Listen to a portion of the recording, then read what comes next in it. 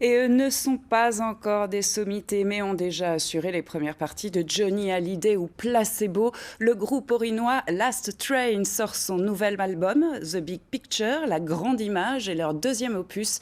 Il se veut brut et énergique. Écoutez plutôt avec Marie Coulon et Yves Lédig. Ils sont enfin de retour. Jean-Noël, Julien, Antoine et Timothée, les Last Train.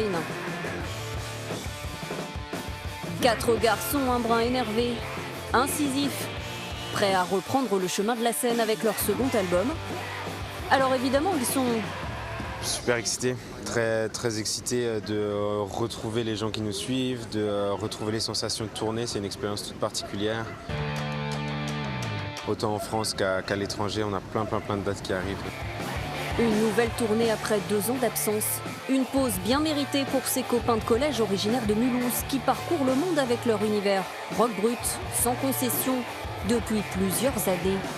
350 dates abattues des États-Unis au Japon en passant par l'Allemagne et l'Angleterre. De quoi forcément grandir un peu. La tournée, c'est quand même un moment où tu découvres quand même pas mal qui t'aident dans des situations de stress ou des moments... ça te fait passer par des, comme a dit Jean-No, des hauts et des bas, donc tu commences finalement à trouver. Donc, oui, je pense qu'on a fatalement mûri.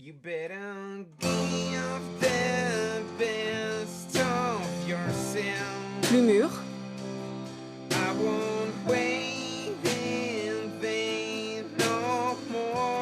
Plus ouvert aussi dans ce deuxième opus, The Big Picture, aux multiples facettes. Aujourd'hui, on est influencé par beaucoup de choses différentes, de la pop au classique, aux musiques de films. Aujourd'hui, quand on prend un peu de recul sur notre album, effectivement, on se rend compte que le spectre de sensibilité de cet album-là, il n'est pas uniquement rock, loin de là. Audacieux, jusqu'à inviter l'Orchestre symphonique de Mulhouse sur le titre éponyme de l'album, dont le clip revisite déjà plus de 10 ans d'histoire. Une histoire pleine de fougue que Last Train portera sur la scène de la laiterie de Strasbourg le 20 décembre prochain.